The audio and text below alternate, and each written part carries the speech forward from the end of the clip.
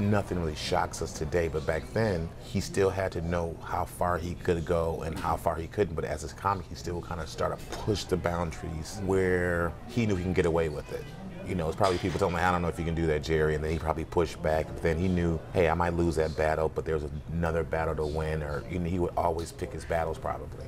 He's done a body of work in film, and so that'll be somewhat of his legacy, but truthfully, it'll be probably the muscular dystrophy telethon because it raised millions of dollars. The muscular dystrophy telethon is going to be a major part of his legacy because he, as I said, he raised over billions of dollars. You don't see the type of physical comedy that Jerry Lewis invented or was inspired. Jerry was inspired by Buster Keaton and Charlie Chaplin, but he took it to a whole new level, and in nightclubs and in film and television.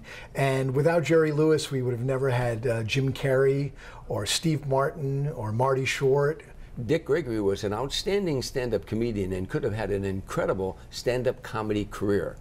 But that wasn't his passion. His passion was civil rights. So he gave up this wonderful comedy career, even though he did it on occasion and stuff like that, but he focused on civil rights and therefore gave up an awful lot of money and maybe an awful lot more of fame. But he gave it up because his passion was civil justice.